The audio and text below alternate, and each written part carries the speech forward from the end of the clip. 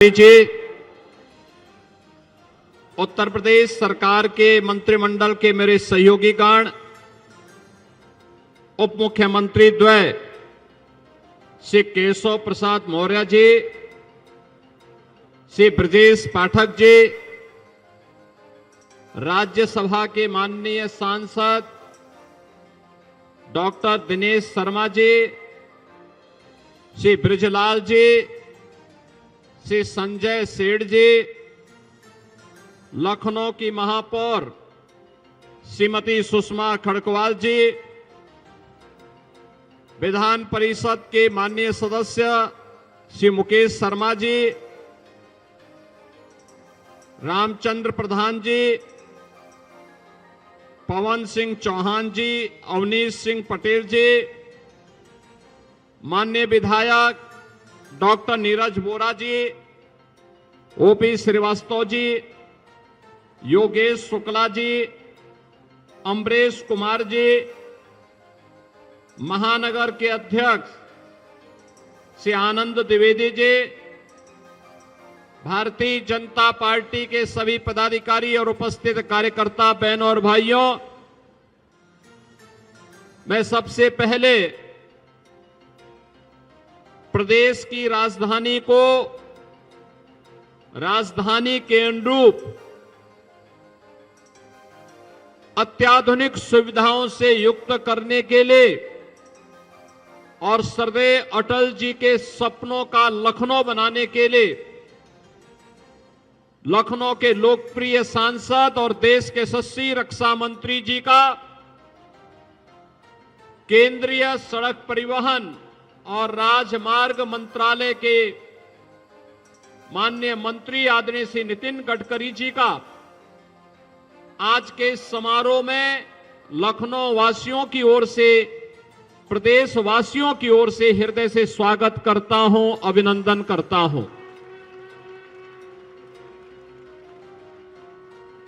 बहनों और भाइयों, आज लखनऊ को 1000 करोड़ रुपए की अधिक परियोजनाओं की सौगात, जिसमें 440 करोड़ रुपए की लागत की राष्ट्रीय राजमार्ग के 2 महत्वपूर्ण परियोजनाओं और लगभग 600 करोड़ रुपए की लागत से उत्तर प्रदेश सरकार के अनेक परियोजनाओं के लोकार्पण और शिलान्यास का कार्य अभी हमारे दोनों केंद्रीय मंत्रियों के करकमलों से यहां पर शिलान्यास और लोकार्पण का कार्यक्रम संपन्न हुआ है। इस समारोह में मैं अपने दोनों केंद्रीय मंत्रियों का हृदय से स्वागत करता हूं, अभिनंदन करता हूं।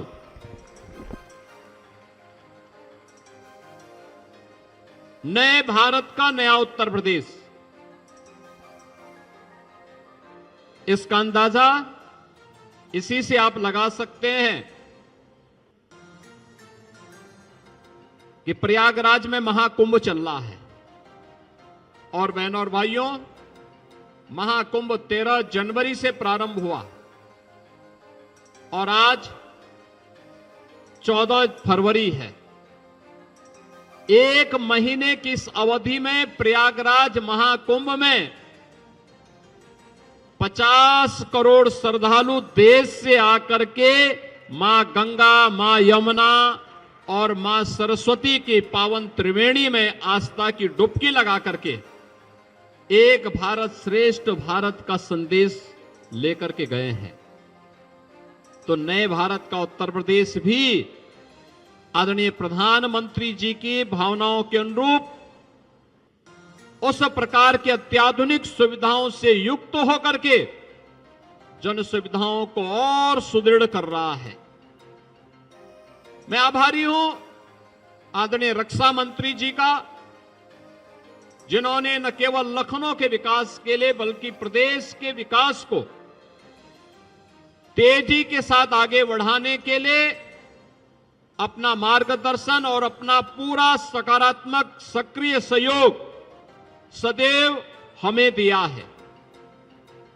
चाहे वो डिफेंस कॉरिडोर के माध्यम से लखनऊ में भारत डायनामिक्स के ब्रह्मोस मिसाइल के निर्माण के कार्यक्रम को आगे बढ़ाने का हो, या फिर भारत डायनेमिक्स के एक बड़े प्रोजेक्ट को झांसी नोड में देकर के उत्तर प्रदेश के डिफेंस कॉरिडोर के कार्यक्रम को द्रुत गति से आगे बढ़ाने का कार्य किया है।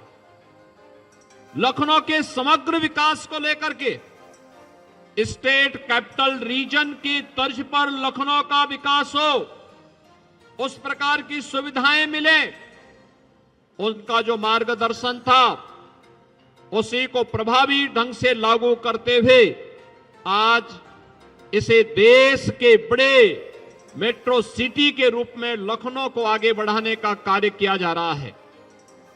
लखनऊ की ग्रीन कॉरिडोर के निर्माण का कार्य हो, किसान पथ के निर्माण का कार्य हो, या फिर इंटरनेशनल कन्वेंशन सेंटर के निर्माण के कार्यक्रम को आगे बढ़ाने का कार्यक्रम, इंटरनेशनल एयरपोर्ट का कार्यक्रम हो, या फिर लखनऊ की बेहतरीन, आज इसे देश के बड़े मेट्रो सिटी के रूप में लखनऊ को आगे बढ़ाने का कार्य किया जा रहा है।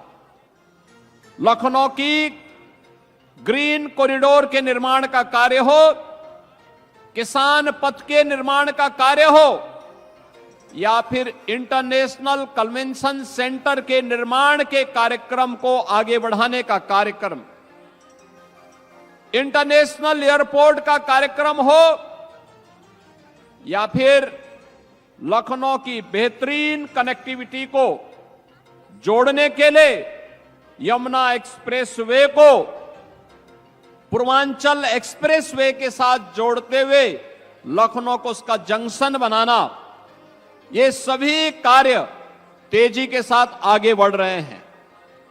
बहन और भाइयों, यहां की एक एक जन सुविधा को लेकर के, आम जन की सुविधा को लेकर के, यहां के पब्लिक ट्रांसपोर्ट को लेकर के, यहां के सामान्य नागरिकों के सुविधाओं को लेकर के एक लोकप्रिय जनप्रतिनिधि के रूप में माननीय रक्षा मंत्री जी का मार्गदर्शन निरंतर प्राप्त होता है। आज उसी का परिणाम है कि लखनऊ सरदेव अटल जी की भावनाओं के अनुरूप आप एक बड़े महानगर के साथ साथ उत्तर प्रदेश का तो सबसे बड़ा महानगर आज के दिन पर लखनऊ है ही, लेकिन अत्याधुनिक सुविधाओं से युक्त महानगर भी हो रहा है। अब यहां पे न केवल एरो सिटी के लिए बल्कि एक एआई सिटी के रूप में भी लखनऊ को आगे बढ़ाने का कार्य डबल इंजन की भारतीय जनता पार्टी की सरकार कर रही है। प्रयागराज में महाकुंभ का आयोजन जहां हो रहा है, उस महाकुंभ के आयोजन स्थल पर भी आदरणीय प्रधानमंत्री जी की प्रेरणा से जो कुंभ स्थल है यह भी डिफेंस की ही लैंड है, और उस लैंड पर हर वर्ष जब भी माघ मेला होता है, जब भी कुंभ का आयोजन, महाकुंभ का आयोजन होता है, उत्तर प्रदेश सरकार को लीज पर और भूमि प्राप्त हो जाती है। और पिछले 8 वर्ष के अंदर जो भी आयोजन हुए हैं बड़ी सहजता के साथ वह भूमि मिली, और अब तो पहली बार यह भी देखने को मिला कि अक्षय वट के दर्शन भी वहां पे श्रद्धालु कर रहा है, पातालपुरी के दर्शन कर रहा है, सरस्वती कूप के दर्शन कर रहा है। एक नए कॉरिडोर के रूप में सभी विकसित हो गए हैं। याद करिए, स्वतंत्र भारत में 1947 से लेके 2019 तक जहां तक आम जन और श्रद्धालु नहीं पहुंच पाता था, ये डबल इंजन की भारतीय जनता पार्टी की सरकार और आदरणीय रक्षा मंत्री जी के कारण आज वहां पर भी श्रद्धालु पहुंच करके उन सुविधाओं का उपयोग कर पा रहा है। सैकड़ों वर्षों से बनी हुई दबी हुई भावनाओं को, दबी हुई आस्था को एक नया सम्मान प्रयागराज में मिल रहा है। एक तरफ महाकुंभ का आयोजन और दूसरी तरफ वहां के इंफ्रास्ट्रक्चर को लेकर के। बहनों और भाइयों, कल्पना करिए 50 करोड़ श्रद्धालु जिस प्रयागराज में आज तक स्नान करेंगे, 1 महीने की इस अवधि के दौरान वे श्रद्धालु आए होंगे, और सर्वाधिक श्रद्धालु आए हैं सड़क मार्ग से। सड़क मार्ग से वहां पे रेलवे की बेहतरीन सुविधा हुई, सैकड़ों की संख्या में मेरा स्पेशल भी चलाई गई। एयर कनेक्टिविटी के लिए 40 रेगुलर फ्लाइट प्रतिदिन प्रयागराज को देश के अलग अलग कोनों को जोड़ रही है।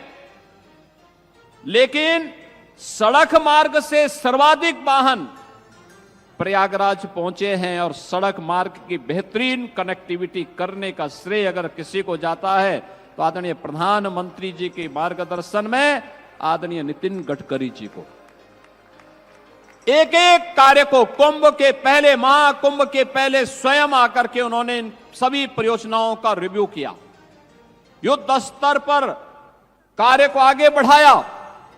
परिणाम है कि मौनी अमावस्या के दिन 8 करोड़ श्रद्धालुओं ने पावन संगम में आस्था की डुबकी लगाई और सकुशल निकल भी गए। दुनिया के अंदर कहीं नहीं हो सकता।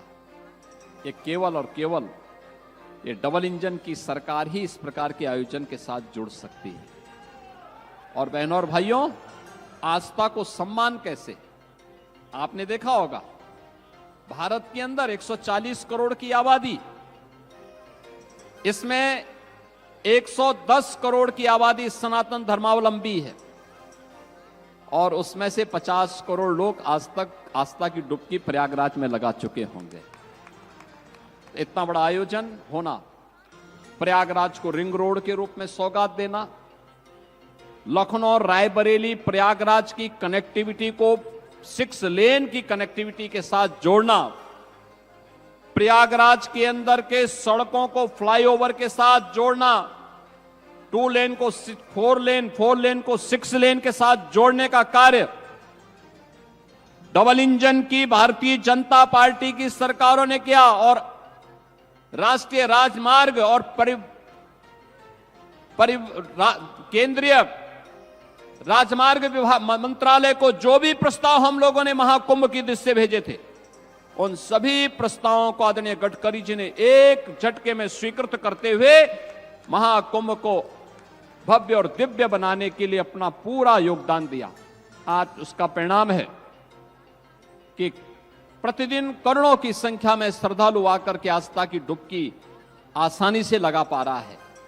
मैं इस अवसर पर अपने दोनों यशस्वी नेताओं का एक बार फिर से प्रदेश की राजधानी लखनऊ में हृदय से स्वागत करता हूं, और इस अवसर पर मैं आदरणीय गडकरी जी के संज्ञान में इस बात को जरूर लाना चाहूंगा कि इस बार जो स्केल है वहां पर, इसको देखते हुए हमारी कैबिनेट ने भी 22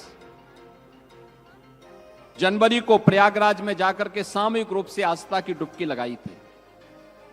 और तब हम लोगों ने महसूस किया था कि गंगा नदी में शास्त्री ब्रिज के पैरेलल एक नया ब्रिज बनना बहुत आवश्यक है।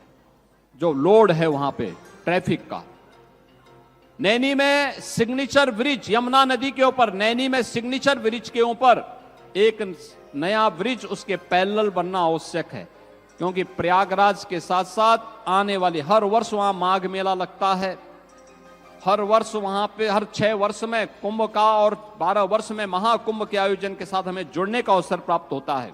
ये सभी आयोजन, और इस दृष्टि से हम लोग इन सभी आयोजनों के साथ जो कुछ भी कार्य कर पाते हैं, बहनों और भाइयों, वह यहां पे टूरिज्म को उतना ही गुना आगे बढ़ाता है। ये मान के चलिए, ये जो 50-55 करोड़ लोग उत्तर प्रदेश में महाकुंभ के आयोजन के साथ जुड़ेंगे, ये उत्तर प्रदेश और देश की इकोनॉमी को कितना इसको बूस्ट प्राप्त मिलेगा, इसका अनुमान आप कर सकते हैं। मेरा अनुमान है कि उत्तर प्रदेश की अकेली अर्थव्यवस्था को महाकुंभ प्रयागराज के माध्यम से 3 लाख करोड़ रुपए की नई बढ़ोतरी होने जा रही है। जो लोग उंगली उठाते हैं कि 6,000-5,000 करोड़ रुपए खर्च कर दिए कुंभ में, ये 6,000 और 5 करोड़ कुंभ में ही नहीं किए हैं, प्रयागराज सिटी के रिनोवेशन में भी खर्च किए हैं। कुंभ के आयोजन में कुल 1500 करोड़ रुपए खर्च हुए हैं और बदले में अगर उत्तर प्रदेश को 3 लाख करोड़ रुपए का लाभ होता हो और यहां की अर्थव्यवस्था सुदृढ़ होती हो तो मुझे लगता है कि यह उत्तर प्रदेश के नौजवानों के लिए, उत्तर प्रदेश की जनता जनार्दन के लिए और नए भारत के नए उत्तर प्रदेश के लिए, जिसे हम आदरणीय प्रधानमंत्री जी की प्रेरणा से भारत के ग्रोथ इंजन के रूप में स्थापित कर रहे हैं, उस दृष्टि से अत्यंत उपयुक्त है और समीचीन है। आज के इस अवसर पर लखनऊ को इन सभी परियोजनाओं का यहां पर उपहार देने के लिए आदरणीय रक्षा मंत्री जी का, केंद्रीय सड़क परिवहन और राजमार्ग मंत्री जी का मैं एक बार फिर से हृदय से आभार व्यक्त करते हुए हृदय से स्वागत करता हूं, अभिनंदन करता हूं। धन्यवाद। जय हिंद। चलिए आगे बढ़ते हैं। खबर लखनऊ से है, जहां पर देखिए इंटर स्कूल क्रिकेट चैंपियनशिप का ग्रैंड फिनाले का आयोजन कराया गया। इस दौरान कुल 48 टीम में वहां पर 720 युवा खिलाड़ियों ने प्रतिभाग किया है, जहां पर एक तरफ विधायक डॉक्टर राजेश्वर सिंह की ओर से खेलों को प्रोत्साहित किया जा रहा है, वहीं इस टूर्नामेंट में 50 रोमांचक मुकाबले खेले गए। विधायक राजेश्वर सिंह का कहना है कि हमारे युवा खेलों में हिस्सा ले रहे हैं और हमारा देश आगे बढ़े, यही हमारा लक्ष्य है।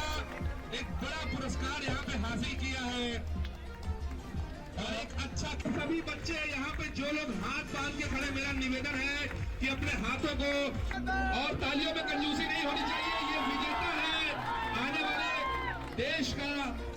और अब खबर फर्रुखाबाद से है, जहां पर देखिए लॉक तोड़कर पिकअप लेकर चोर फरार हो गए। चोरी की घटना सीसीटीवी कैमरे में कैद हो गई है। पिकअप मालिक ने पुलिस को सूचना दी है। फतेहगढ़ क्षेत्र के भीमसेन मार्केट भोलेपुर का ये पूरा मामला बताया जा रहा है। तो ये पूरी चोरी की घटना सीसीटीवी कैमरे में कैद हो गई है। बताया जा रहा है कि पिकअप मालिक ने पुलिस को सूचना दी है इस पूरे मामले को लेकर। तो ये बड़ी खबर फर्रुखाबाद से है, जहां पर देखिए लॉक तोड़कर पिकअप लेकर चोर फरार हो गए हैं। चोरी की घटना सीसीटीवी कैमरे में कैद हो गई है। पुलिस को सूचना दी गई है। अब इस पूरे मामले की जांच पड़ताल की जा रही है। फतेहगढ़ क्षेत्र के भीमसेन मार्केट भोलेपुर का ये पूरा मामला है।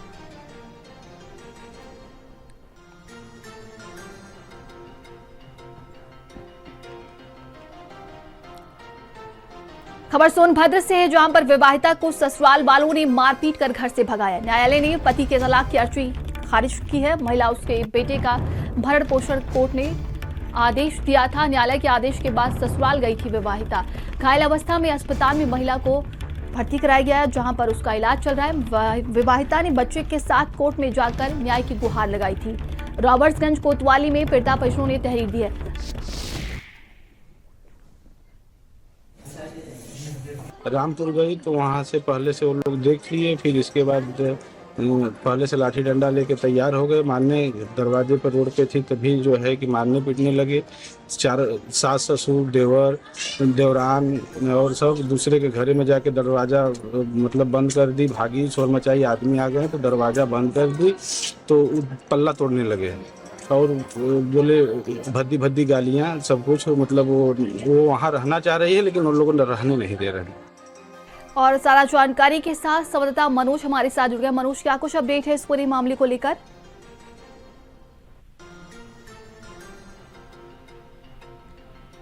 जी बता दें कि ये पूरा मामला रावटगंज कोतवाली क्षेत्र के रामपुर गांव का है, जहां पर एक विवाहिता के ससुराल वालों ने उसे इस वजह से मार दिया क्योंकि मार के उसको मारपीट के घायल कर दिया, जिसकी वजह से वो जिला अस्पताल में भर्ती है और उसका इलाज चल रहा है। तो उनके परिजनों का आरोप है कि ये महिला के शादी इन्होंने किया था और जब ससुराल वालों ने इसे दहेज की मांग की थी, दहेज न मिलने की वजह से इसको घर से बाहर निकाल दिया था, जिसके बाद इसने अदालत का दरवाजा खटखटाया था। दरवाजा उसमें अदालत ने इनका फैसला इसके पक्ष में, महिला के पक्ष में आया। महिला की अदालत ने बोला कि इनका भरण पोषण और बच्चे का भरण पोषण भी किया जाएगा। तो इसके लिए उसके बाद वो अपने ससुराल पहुंची थी, लेकिन जब ससुराल पहुंची तो वहां के जो उसके पति थे और उसके जो सास थे, सारे लोगों ने इसको मार पीट के इसे घर से भगा दिया, जिसके बाद ये महिला जो जिला अस्पताल में भर्ती किया गया। उसके बाद उसके परिजन जो है रावटगंज पहुंचे हैं और वहां पे पहुंच के उन्होंने कोतवाली में इसके लिए FIR दर्ज कराया है। जी तमाम जानकारी के लिए आपका बहुत बहुत धन्यवाद।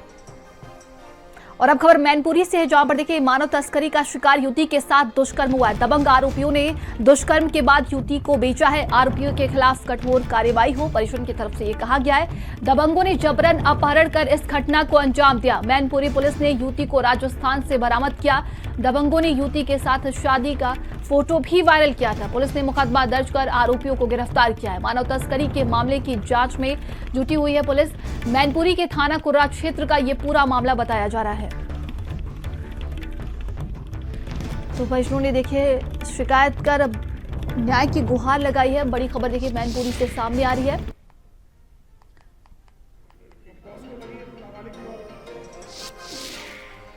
कॉलेज जा रहे थे, कॉलेज के टाइम पे पुल पे हम खड़े थे तो नीरज ने हमें जबरदस्ती गाड़ी में डाला।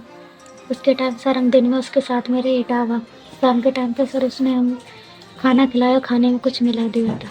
उस टाइम सर उसने हमारे साथ शारीरिक संबंध भी बनाए होंगे बेहोशी की हालत में। उसके बाद सर उसने हमें अजमेर भेज दिया, सीधा राजस्थान।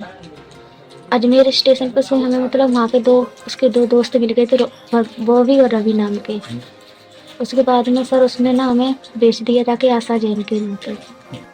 देखिए कुर्रा में मुकदमा अपराध संख्या 228/24 लिखा गया था, जिसमें कुर्रा का ही एक लड़का है नीरज, जिसने लड़की को ले जाके विष्णुमाली सुनार मोहल्ला राजगढ़ अजमेर को दे दिया था। वहाँ से कल ये विष्णुमाली पर लालचंद निवासी सुनार मोहल्ला अजमेर वाला लड़का पकड़ गया, जिसे जेल भेजा गया। विवेचना जारी है, जो भी आगे तथ्य निकल के आएंगे वो वैधानिक कार्रवाई की जाएगी।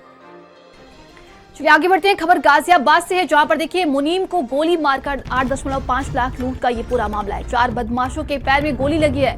5वां आरोपी गिरफ्तार है।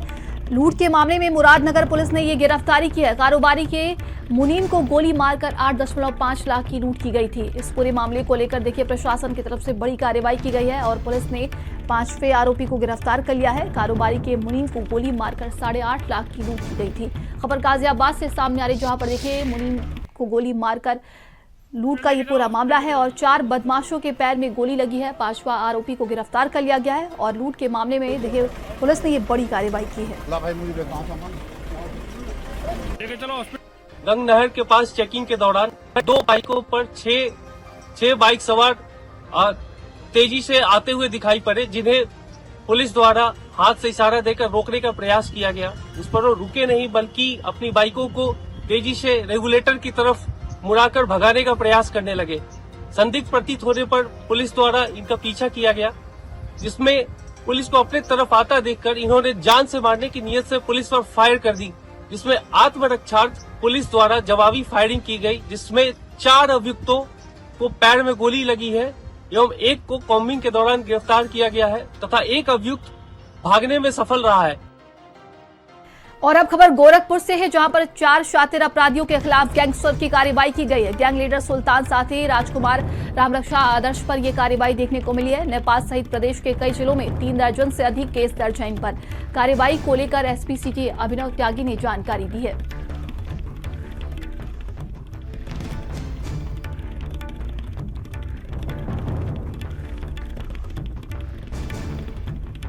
तो ये बड़ी खबर गोरखपुर से है, जहां पर देखिए 4 शातिर गैंगस्टर के खिलाफ कार्रवाई की गई है। महोदय, वरिष्ठ पुलिस अधीक्षक गोरखपुर द्वारा संगठित अपराध के खिलाफ चलाए जा रहे अभियान के क्रम में आज थाना कोतवाली ने चोरी का अपराध करने वाले 4 शातिर अपराधियों के खिलाफ गैंगस्टर एक्ट के अंतर्गत मुकदमा पंजीकृत किया है। इस गैंग का गैंग लीडर सुल्तान उर्फ राजू थे एवं अन्य सदस्य राजकुमार सिंह उर्फ टिंकू, रामरक्ष यादव उर्फ तेजू यादव एवं आदर्श मिश्रा थे। इस गैंग में पिछले साल कोतवाली थाना क्षेत्र के दुर्गाबाड़ी क्षेत्र में खाटूश्याम डिस्ट्रीब्यूटर्स के यहाँ एक बड़ी चोरी की थी, जहां इनको पकड़ा गया था। अगला विधिक कार्रवाई इस गैंग के खिलाफ की जाएगी। और अब खबर बरेली से है, जहां पर 22 साल पहले जम्मू कश्मीर में बिछड़ा बेटा पहुंचा है घर। 26 मई 2003 को परिवार से बिछड़ गया था छुट्टन। 9 साल की उम्र में परिवार से बिछड़ गया था छुट्टन। बताया जा रहा है कि भट्टी पर मजदूरी करने के दौरान लापता हो गया था। वहीं नवाबगंज क्षेत्र के कस्बे का रहने वाला छुट्टन का परिवार बताया जा रहा है और 26 मई 2003 को लापता हो गया था। तो एक लंबे अरसे बाद अपने परिवार से मिला है। तस्वीरें हम आपको दिखा रहे। देखिए खबर बरेली से है, जहां पर 22 साल पहले जम्मू कश्मीर में बेटा बिछड़ गया था, जो कि अब घर जाकर पहुंचा है। 26 मई 2003 को परिवार से बिछड़ गया था। तो 9 साल की उम्र में परिवार से बिछड़ गया था छुट्टन। बताया जा रहा है कि भट्टे पर मजदूरी करने के दौरान छुट्टन लापता हो गया था। लगातार इसकी तलाश की जाती, लेकिन एक लंबे अरसे के बाद वो अपने परिवार से मिला है। नवाबगंज क्षेत्र के कस्बे का रहने वाला छुट्टन का परिवार बताया जा रहा है। और अब खबर बरेली से है, जहां पर पुलिस भर्ती में फर्जीवाड़ा करने वाला आरोपी गिरफ्तार कर लिया गया। आधार कार्ड में फर्जीवाड़ा कर 2 बार हाई स्कूल कर चुका था। बायोमेट्रिक सत्यापन के बाद ये पकड़ा गया है। नाम इसका सोनू गुप्ता बताया जा रहा है। फर्जी आधार कार्ड, हाई स्कूल और इंटर की मार्कशीट बरामद कर ली गई है। आरोपी के खिलाफ कैंट थाने में FIR दर्ज कराई गई है। तो देखिए, बायोमेट्रिक सत्यापन के दौरान आरोपी सोनू गुप्ता को पकड़ लिया गया है। फर्जी आधार कार्ड, हाई स्कूल और इंटरमीडिएट की मार्कशीट बरामद कर ली गई है। खबर बरेली से सामने आई, जहां पर पुलिस भर्ती में फर्जीवाड़ा करने वाले आरोपी को गिरफ्तार कर लिया गया। वहीं आधार कार्ड में फर्जीवाड़ा कर 2 बार ये हाई स्कूल कर चुका था। बायोमेट्रिक सत्यापन के दौरान ये पकड़ा गया है। नाम इसका सोनू गुप्ता बताया जा रहा है। तो आरोपी के खिलाफ कैंट थाने में FIR दर्ज कराई गई है। फर्जीवाड़ा के मामले में देखिए, इसको लेकर FIR दर्ज कराई गई है। खबर शामली से है, जहां पर डिजिटल करेंसी के नाम पर इन्वेस्ट कराकर ठगी का ये पूरा मामला है। 3 दिन पहले ईडी ने शामली के सिलेक बिहार में छापेमारी की थी और छापेमारी के दौरान बड़ी मात्रा में नकदी भी बरामद हुई थी। लगातार ईडी की टीम जांच कर रही है। इस पूरे मामले को लेकर कई बड़े खुलासे हुए हैं चंद दिनों में। तो गरीबों को अमीर बनाने का सपना दिखाकर ये बड़ी ठगी की जाती है। दुबई में बैठे लविश के द्वारा डिजिटल कंपनी संचालित की जा रही है। लविश के राइट हैंड शामली के नवाब के घर पर छापा मारा गया है और बताया जा रहा है कि कंपनी के कई बड़े एजेंट भी ईडी के रडार पर आए हैं। तो लगातार ईडी के द्वारा अब इस पूरे मामले की जांच पड़ताल की जा रही है। कहा जा रहा है कि लविश के राइट हैंड शामली नवाब के घर पर भी छापा पड़ा। खबर रायबरेली से है, जहां पर डॉक्टरों की भर्ती में साइबर अपराधियों की सेंध है। 24 पदों की नियुक्ति के लिए साक्षात्कार हुआ था। फोन पर भर्ती करवाने के नाम पर रुपयों की मांग की गई। फोन कर अभ्यर्थियों से साइबर ठग रुपयों की मांग कर रहे हैं। ठग खुद को रायबरेली CMO कार्यालय का कर्मचारी बता रहे हैं। जांच में साइबर अपराधियों का जामताड़ा से कनेक्शन सामने आया। 7 फरवरी को हुआ था पद भरने के लिए साक्षात्कार और MBBS डेंटल के 24 पद रिक्त हैं। 3 सदस्यीय कमेटी ने साक्षात्कार किया था। अब तक 15 अभ्यर्थियों के पास साइबर अपराधियों ने कॉल किया। SP डॉक्टर यशवीर सिंह के निर्देश पर देखिए, साइबर टीम अब इस पूरे मामले की जांच पड़ताल कर रही है। रायबरेली में राष्ट्रीय स्वास्थ्य मिशन योजना के तहत जो है डॉक्टरों की भर्ती की प्रक्रिया चल रही थी और उसके अभ्यर्थी का एक सफल जो है रिजल्ट भी निकल गया था। इसको देख करके कुछ झारखंड के जामताड़ा गैंग जो साइबर अपराधी है, उन्होंने एक डॉक्टर से संपर्क किया और कहा कि आपका जो है असफल हो गए हैं और यदि आप सफल होना चाहते हैं तो इस संबंध में इतने रुपए दे दें। और वहाँ पे झारखंड का ही अकाउंट नंबर दिया गया। इस संबंध में पुलिस के संज्ञान में आते ही साइबर पुलिस को इस मामले की जांच सौंप दी गई है CMO की एप्लीकेशन पर और साइबर पुलिस जो है इस मामले की जाँच कर रही है और जल्द ही इसका खुलासा किया जाएगा। खबर चित्रकूट से है, जहां पर देखिए बच्चों से भरी स्कूली वैन को ट्रक ने जोरदार टक्कर मार दी। हादसे में 6 बच्चे घायल हो गए, जिन्हें अस्पताल में भर्ती कराया गया। वहीं सूचना के बाद मौके पर पहुंचे SDM और पुलिस बल। सेम्स मॉडल स्कूल की ये वैन बताई जा रही है। मारीकोट थाना क्षेत्र के जारू माफी गांव का ये पूरा मामला है। तो इस हादसे में 6 बच्चे घायल हो गए, जिन्हें अस्पताल में भर्ती कराया गया। प्रशासन मौके पर पहुंचा। इस पूरे मामले की जाँच पड़ताल की गई।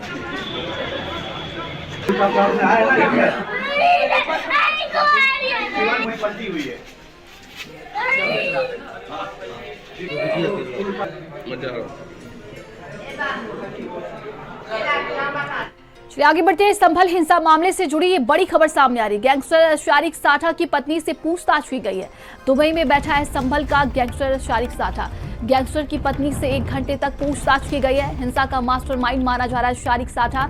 शारिक के गुर्गे के बारे में जानकारी करने में पुलिस प्रशासन लगातार लगा हुआ है। ऐसे में हिंसा से जुड़े लोगों की संपत्तियों की भी अब जांच की जा रही है। संभल कोतवाली क्षेत्र का ये पूरा मामला है।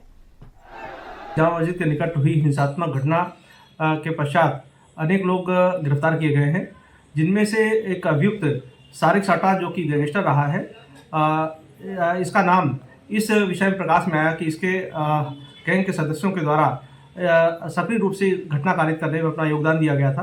पूछताछ के क्रम में काफ़ी चीज़ें संज्ञान में आई हैं, उन्हें तस्दीक किया जा रहा है साक्ष के क्रम में अग्रिम विधिक कार्य सुनिश्चित की जाएगी। अपराधी द्वारा अवैध रूप से अर्जित संपत्ति का पता लगाया जा रहा है। साथ ही इसके गैंग के अन्य सदस्यों के बारे में भी जानकारी की जा रही है कि घटना में यह और इसके साथी किस तरह से सक्रिय थे। और अब खबर लखनऊ से, जहां पर 5.5 लाख की ठगी की है। हेड कांस्टेबल की पत्नी को दरोगा बनकर ठगों ने ठगा है। केस में गिरफ्तारी का डर दिखाकर पैसे ट्रांसफर करा लिए गए। पीड़िता की शिकायत पर पुलिस आरोपी की तलाश में अब जुट गई है। तो हेड कांस्टेबल की पत्नी को दरोगा बनकर ठगों ने ठगा, ये बड़ी ठगी की गई है। खबर लखनऊ से सामने आ रही है। और वहीं देखिए, केस पे गिरफ्तारी का डर दिखाकर पैसे ट्रांसफर करा लिए गए हैं। तो वहीं पीड़िता की शिकायत पर पुलिस अब इस पूरे मामले की जांच पड़ताल कर रही है। खबर गाजियाबाद से है, जहां पर किराना कारोबारी से लूट हुई है। विरोध करने पर कारोबारी के मुनीम को गोली मारी गई। गोली मारने के बाद 8.5 लाख लूट कर फरार हो गए हैं सभी बदमाश। वहीं गोली लगने से बबलू नाम का मुनीम घायल हुआ है। मुरादनगर कोतवाली क्षेत्र के कस्बे का ये पूरा मामला है। तो विरोध करने पर कारोबारी के मुनीम को गोली मारी गई है। बताया जा रहा है कि हालत गंभीर होने पर अस्पताल में भर्ती कराया गया है। तो गोली लगने से बबलू नाम का मुनीम घायल हुआ है। मुरादनगर कोतवाली क्षेत्र कस्बे का ये पूरा मामला है। खबर देखिए सामने आ रही, जहां पर कारोबारी से लूट की गई है और 8.5 लाख लूट कर बदमाश फरार हो गए हैं।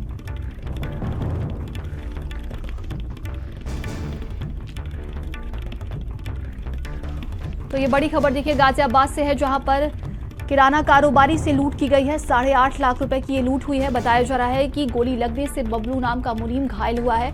और अब इस पूरे मामले की पुलिस जांच पड़ताल कर रही है। मुरादनगर कोतवाली क्षेत्र कस्बे का ये पूरा मामला है। तो किराना कारोबारी से लूट की गई है। 8.5 लाख रुपए की ये लूट है। और इसके बाद से देखिए, विरोध करने पर कारोबारी के मुनीम को गोली भी मारी गई है। पुलिस मौके पर पहुंची है। इस पूरे मामले की जांच पड़ताल की जा रही है।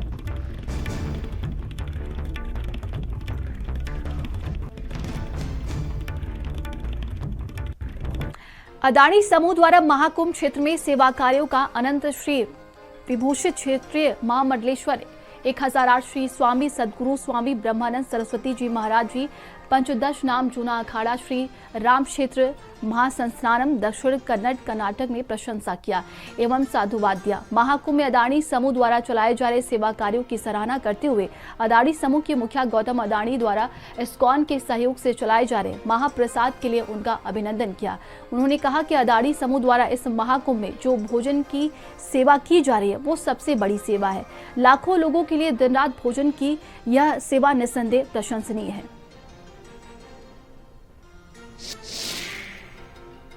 जय श्री राम जय श्री राम जय श्री राम।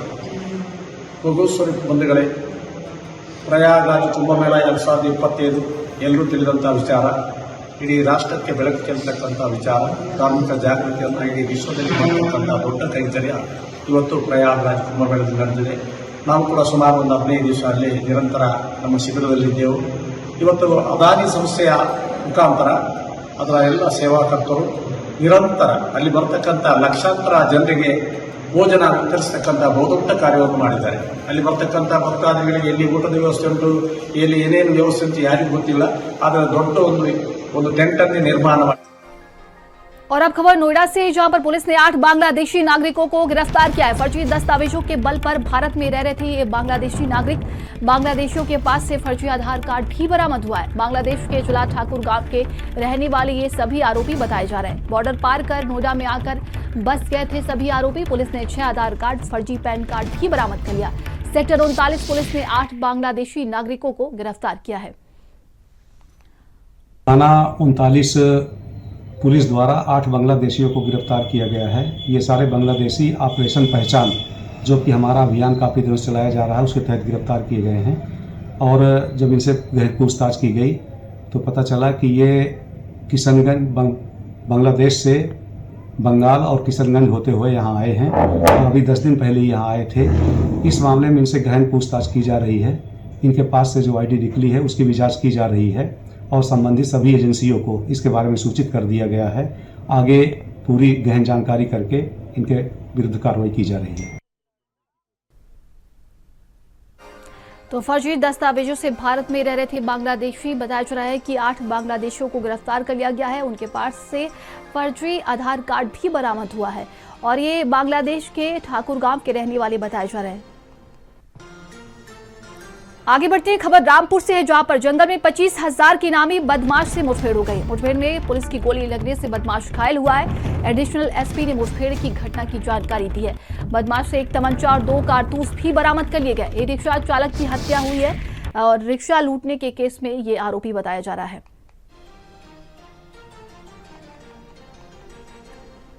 तो ये बड़ी खबर रामपुर से है, जहां पर 25,000 के इनामी के साथ पुलिस की मुठभेड़ हो गई है। मुठभेड़ में घायल हुआ है बदमाश, जिसे अस्पताल में भर्ती कराया गया है।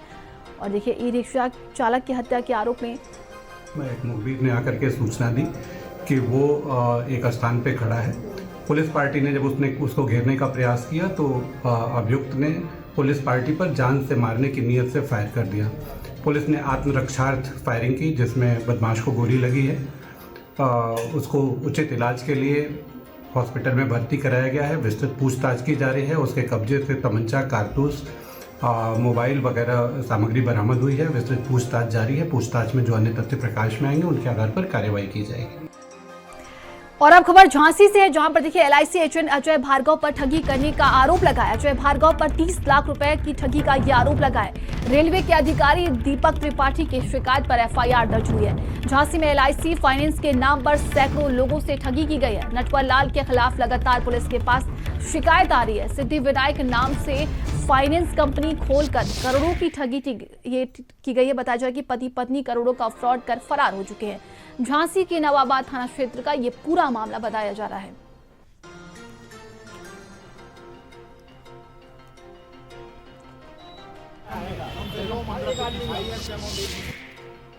हम लोग इसलिए आए क्योंकि अजय भार्गव, उसकी वाइफ स्वाति भार्गव, ससुर साहब राजेश तिवारी और पिताजी राम नरेश भार्गव ने संगठित होकर अपराध करके हम लोगों के साथ संगठित अपराध किया है, आर्थिक नुकसान पहुंचाया है। हम लोग ये LIC हाउसिंग फाइनेंस लिमिटेड में एजेंट है। एजेंट के रूप में लोगों का लोन कराने के नाम पर और ब्याज कम कराने के नाम पर चेक ले लेते हैं और चेक अपने अकाउंट में जमा कर लेते हैं और लोन क्लियर नहीं कराते हैं। कितने लोग इसमें? कम से कम 25-30 लोग इसमें अभी तक जानकारी पीड़ित हैं और कम से कम 10 से 15 करोड़ का हेरफेर है। और सारा जानकारी के साथ संवाददाता संजीव हमारे साथ जुड़े हैं। संजीव, अजय भार्गव पर देखिए बड़े गंभीर आरोप लगाए जा रहे हैं, कई लाख की उन्होंने ठगी की है। बिल्कुल नंदिनी जी, आपको बता दूं कि जिस तरह झांसी के नवाबाद थाना क्षेत्र में लगातार जो शिकायतें आ रही हैं, तो करीब अभी 7 से 8 शिकायतें नवाबाद थाने में अजय भार्गव के नाम से आ चुकी हैं, उनकी पत्नी के नाम से, जो एक ठगी फाइनेंस कंपनी खोले हुए थे, जिसमें लोगों को कम ब्याज पैसा दिलाने के नाम पर उनसे लाखों रुपए की वसूली करते थे और लोन दिलाना, प्रॉपर्टी दिलाने के नाम पर पैसा भी लेते थे। तो करीब बताया गया कि 10 से 15 करोड़ रुपए अभी तक इन लोगों ने जालसाजी करके ठग लिया है। और लगा अभी 2 मुकदमे इनके खिलाफ अजय भार्गव उनकी पत्नी के खिलाफ दर्ज हो गए हैं नवाबाद थाने में। और भी शिकायतें लगातार की जा रही है। जो पीड़ित व्यक्ति हैं वो लगातार थाने में शिकायत अपनी दर्ज करा रहे हैं। चूंकि जिस तरह से जब से इन्होंने ठगी की है, ठगी करने के बाद ये दोनों पति पत्नी फरार बताए गए हैं और इन्होंने अभी तक 10 से 15 करोड़ रुपए की ठगी की है। पुलिस पूरे मामले की FIR दर्ज करने के बाद जांच कर रही है। जांच के बाद इनकी गिरफ्तारी के लिए लगातार टीमें गठित है, तलाश की जा रही है। लेकिन अभी इनके घर पे ताला डला, फरार बताया जा रहा है। क्योंकि अभी 30 लाख रुपए की एक इन्होंने रेलवे के अधिकारी उनके साथ भी ठगी की है, उसमें भी इसके खिलाफ मुकदमा दर्ज किया गया है। अब पुलिस पूरे मामले की जो अजय भार्गव उनकी गिरफ्तारी के बाद ही बाकी और खुलासा हो सकता है। नंदिनी, तमाम जानकारी के लिए आपका बहुत बहुत धन्यवाद। आगे बढ़ते हैं, खबर बुलंदशहर से है, जहां पर भीषण सड़क हादसे में 2 की मौत हो गई। तेज रफ्तार वाहन ने ऑटो में टक्कर मार दी है। हादसे में मां बेटी की मौके पर ही दर्दनाक मौत हो गई है। जहांगीराबाद कोतवाली क्षेत्र में ये दर्दनाक हादसा हुआ है। तो तेज रफ्तार वाहन ने ऑटो में जोरदार टक्कर मार दी है और इसमें कहा जा रहा है कि देखिए मां बेटे की मौके पर ही दर्दनाक मौत हो गई है। ये बड़ी खबर बुलंदशहर से है, जहां पर भीषण सड़क हादसा हुआ है, जिसमें 2 लोगों की जान चली गई है। तेज रफ्तार वाहन ने ऑटो में जोरदार टक्कर मारी है और इस हादसे में मां बेटे की मौके पर ही दर्दनाक मौत हो गई है। छोटा हाथी वाला इधर से जा रहा था बुलंदशहर साइड से। हाँ। हम लोग अपनी साइड पर थे, उसने 100 मीटर दूरी से हमारी साइड ले ली। अच्छा। हमने उसे देख करके कच्ची रास्ता पर ऑटो कर दिया, पर उसने फिर भी साइड हमारे ऑटो में मार दी। ऑटो हमारा पलट गया। एक लड़का था 11 महीने का और एक उसकी लड़के की माँ थी। तो देखिए, भीषण